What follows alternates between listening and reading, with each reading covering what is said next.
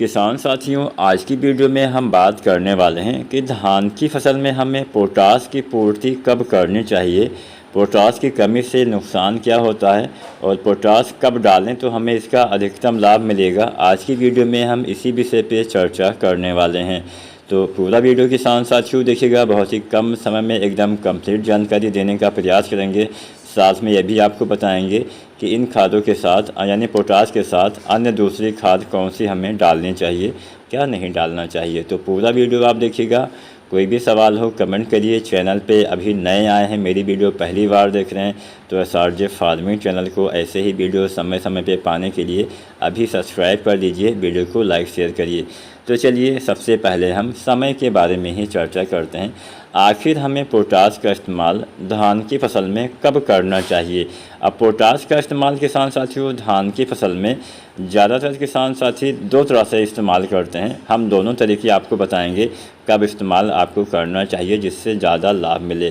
Potash आप दो तरह से इस्तेमाल कर सकते हैं। एक तो तरीका होता है कि रोपाई के समय संपूर्ण मात्रा डाल देना, और दूसरा तरीका जो आजकल ज़्यादातर किसान साथी इस्तेमाल करते हैं कि पोटास का 2 बार इस्तेमाल करते हैं। आधी मात्रा रोपाई के समय और आधी मात्रा जब आप अंतिम यूरिया डालते हैं 40 दिन 45 दिन के आसपास, तब उस समय इस्तेमाल करना बेस्ट रहता है। ये 2 तरीके से भी आप पोटास डाल सकते हैं और आज हम दोनों तरीके, मात्रा, सब कुछ आपको बताएंगे। तो समय तो आपको पता चल ही गया होगा। सबसे बढ़िया तरीका रहेगा कि आप शुरुआत में पोटास अवश्य डालिएगा। अगर आप शुरुआत में भी आपके पौधे को पोटास की आवश्यकता पड़ती है ये तो आपको पता ही होगा।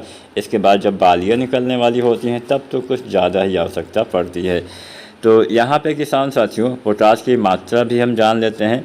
अब पोटास की मात्रा आपको वैरायटी के पकने के समय के आधार पे, जो वैरायटियाँ का पकने का समय होता है उसके आधार पे आपको इसकी मात्रा चुनना चाहिए। पोटास आप धान की फसल में लगभग 25 से लेके और 40 किलो तक इस्तेमाल कर सकते हैं।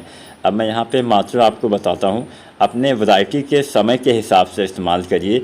अगर कोई वैरायटी बहुत ही जल्दी तैयार हो जाती है, मान के चलिए 105 दिन 110 दिन ऐसे तैयार हो जाती है, या 100 दिन आप मान सकते हैं, तो उन वैरायटियों में आपको पोटास लगभग 25 किलो तक या अधिकतम 30 किलो तक इस्तेमाल करना चाहिए। इतनी मात्रा पर्याप्त रहेगी।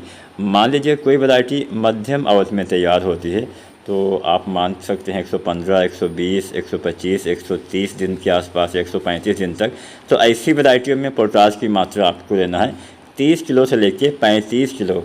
और मान लीजिए कोई वैरायटी देर से तैयार होती है तो 140, 145, 150, 155, 160 ऐसे समय में तैयार होती है, तो उस वैरायटी में पोटास की मात्रा आपको 35 से 40 किलो तक रखना है।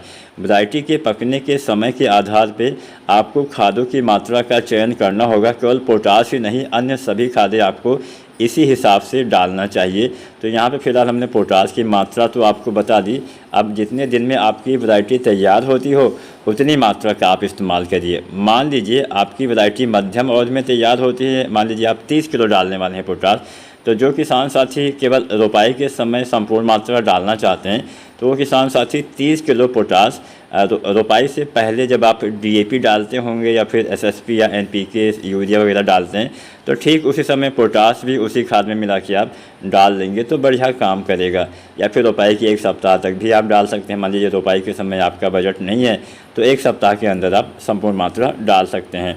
अब जो किसान साथी पोटास का 2 भागों में बांट के 2 बार इस्तेमाल करना चाहते हैं तो ऐसे किसान साथी, मान लीजिए आपने 30 किलो पोटास डालना है, मध्यम अवधि के आसपास की वैरायटी है, तो आपको 30 किलो पोटास में 15 किलो पोटास धान की रोपाई के समय इस्तेमाल करना है और 15 किलो पोटास आपको 40 या 45 दिन के आसपास इस्तेमाल करना है।